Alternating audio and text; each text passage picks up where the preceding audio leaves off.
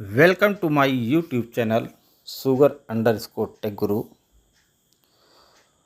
तो फ्रेंड्स, आज एक टॉपिक जो कि कमेंट बॉक्स में था उसी के बारे में थोड़ा सा लेके आए हुए हैं। ज़्यादा डीपली तो नहीं बताएंगे, लेकिन थोड़ा सा जितना जो भी है वो लेते हैं। टॉपिक क्या है कि वेल्डिंग इलेक्ट्रोड के बारे में, कि कौन सा वेल्डिंग इलेक्ट्रोड कहाँ पर हम यूज करें। तो बहुत सी कंपनियों का वेल्डिंग इलेक्ट्रोड आता है, लेकिन अभी जो हमने कुछ थोड़े सिलेक्टेड वेल्डिंग इलेक्ट्रोड लिए हुए हैं, एल&टी का ही ज़्यादातर हमने लिया हुआ है, और भी कंपनियों का है। चलिए एक एक करके देखते हैं। सबसे पहले क्या है, एक MS का इलेक्ट्रोड E6010 E6013 आप सभी लोग यूज करते होंगे। ये बेसिकली इलेक्ट्रोड यूज होता है लो एंड मीडियम कार्बन स्टील के लिए। देखिए, स्टील जो है 3 भाग में बंटता है, लो, मीडियम और हाई कार्बन। तो जहाँ भी लो और मीडियम कार्बन स्टील का है, वहाँ पर बेसिकली हम यूज करते हैं E6013 E6010। आप देखे होंगे कि फेरो स्पीड हुआ चाहे जो हुआ, उसमें लिखा रहता है 6010 या 6013 ऐसे कुछ लिखा होगा। और जहाँ थोड़ा उससे हल्का सा टफ अपना मटेरियल होगा, हार्ड होगा, तो हाई कार्बन स्टील का यूज करते हैं E7010 और 7018। ठीक, ये भी आप यूज करते होंगे। तो ये तो बेसिकली होता है जनरल पर्पज इलेक्ट्रोड है, जो कि सभी लोग यूज करते हैं। तो बेसिकली ये है हाई कार्बन स्टील का, और वो था मीडियम और लो कार्बन स्टील के लिए। तो सबसे पहला और दूसरा इलेक्ट्रोड और लेते हैं हम, इसे बोलते हैं 2B। ये एल&टी का इलेक्ट्रोड है। ये बेसिकली इलेक्ट्रोड मिल क्राउन पिनियन की जो है टीथ को मेंटेन करने के लिए दिया गया, और इससे बढ़िया इलेक्ट्रोड और कोई नहीं है मिल क्राउन पिनियन को मेंटेन करने के लिए, टीथ को उसको बिल्डअप करने के लिए। अभी आपको दिखा रहे हैं, जैसे ये क्राउन पिनियन हुआ, ठीक, ये एप्लीकेशन में ही है।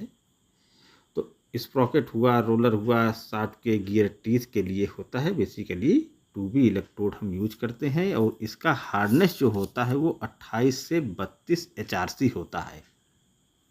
ठीक, 28 से 32 HRC, क्योंकि क्राउन पिनियन का आपको हमने मटेरियल बताया था 2708 ग्रेड 3B। ठीक, तो 2B इलेक्ट्रोड बेसिकली एल&टी ने इसीलिए किया, और इससे बेस्ट परफॉर्मेंस और कुछ नहीं। दूसरा इलेक्ट्रोड जो आता है हार्ड फेसिंग के लिए यूज करते हैं हम 6006, जिसकी की हार्डनेस होती है हमारी 60 से 62 HRC तक जाता है। ये वैसे 55 से 60 होता है, लेकिन 62 HRC लिखा होता है इसमें। तो हार्ड फेसिंग के लिए इलेक्ट्रोड एल&टी का 6006 से बढ़िया और कोई नहीं है। यदि आप इसको नहीं यूज करते हैं तो इसके बराबर में एजुकार 100 है, और कोबालार्क 9 भी इसी HRC में ही मिलता है, उससे भी आप कर सकते हैं। ठीक, तीसरा देखते हैं। जैसे देखिए, यही है, वही दिखाना चाह रहे थे, जो हार्ड फेसिंग हम करते हैं कहाँ से करते हैं। देखिए 6006 हुआ इलेक्ट्रोड एल&टी का, इसी से हार्ड फेसिंग आप देखे होंगे कि हम ट्रस प्लेट पर करते हैं। फाइब्राइजर का साइड का हब हुआ, वहाँ पर करना होगा, तो 6006 का हम यूज करते हैं। इसकी जगह एजुकार 100 भी कर सकते हैं, और कोबालार्क 9 भी है। अच्छा इलेक्ट्रोड है ये, लेकिन इसकी कॉस्ट एल&टी की इन सब के कंपेयर में ज़्यादा है, लेकिन परफॉर्मेंस 6006 के बराबर और किसी का नहीं है हार्ड फेसिंग के मामले में। ठीक है, अब इसके बाद जो और दूसरा लाते हैं हम एल&टी का इलेक्ट्रोड 6450।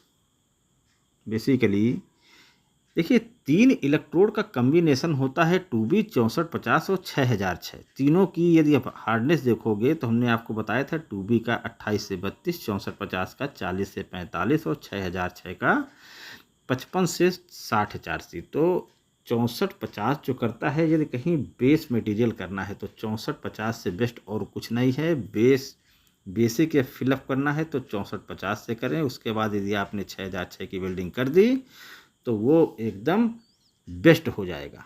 ठीक, अब आता है CGS 680 जो कि इनका एक यूनिक इलेक्ट्रोड है।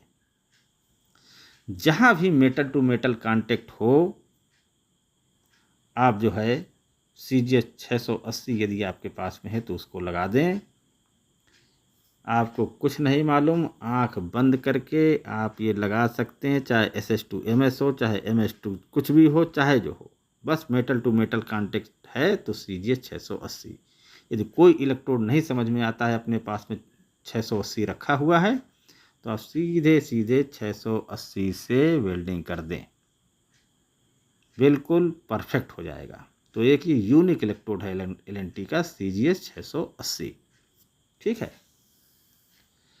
अब इसके बाद जो हम इलेक्ट्रोड लेते हैं, एक देखिए आता है CPCI 026, CI का है, कास्ट आयरन का होता है।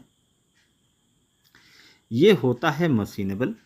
इसी के बाद आएगा देखिएगा 027, वो होता है नॉन मशीनेबल। पंप का केसिंग हुआ, इधर हुआ, जो भी है मशीनिंग का, जहाँ भी हम वेल्डिंग करेंगे तो मशीनिंग करना होगा तो 026 लगाएंगे, और यदि मशीन नहीं करना होगा तो देखिए 027 लगाएंगे। ठीक, लिखा हुआ है cast iron part, cast iron furnace equipment कुछ भी है तो 027 आप लगाएं। जहाँ पर हमको मशीन नहीं करना है, CI का मटेरियल है, वहाँ पर 027, और मशीन हमको ये वेल्डिंग करने के बाद में लेथ पे चढ़ा के उसको मशीन करना है तो 026। याद रखिएगा 026 और 027 ये CPCI इसी का ही कोड में आता है। ठीक, अगला इलेक्ट्रोड जो आता है 2800, ये बहुत ही बढ़िया इलेक्ट्रोड है। कहीं इम्पेलर पर करना हो, पंप की केसिंग हुआ है, गियर टीथ पर हुआ। अब ये रोलर कहीं देखिए, जब सीजन चलते चलते जब आप सीजन निकालते हैं तो उसकी टीथ जो है थोड़ा बहुत क्रैक हो जाती है, कट जाती है या निकल जाता है पीसेस। तो यदि आप 2800 से वेल्डिंग कर लें और उसके बाद में लेथ पर चढ़ा के मशीन कर दें तो इसका कलर एकदम ब्रोंजाइट जैसा आता है, ब्रोंज कलर होता है इसका। और जब सीजन में चलाएंगे और उसके बाद आप सीजन में डिस्पेंटल करके रोलर निकालेंगे तो टीथ वैसे की ही वैसी बनी रहेगी।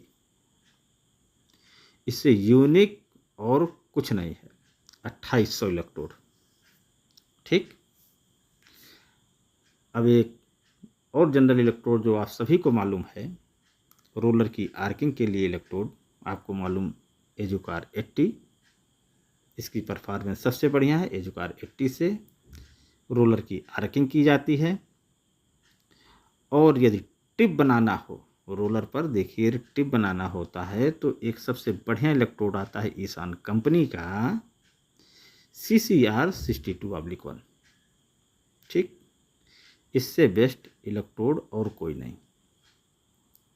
और एक लास्ट में आपको और इलेक्ट्रोड बताते हैं, SS2 SS या SS2 MS वेल्डिंग करनी हो तो 39E।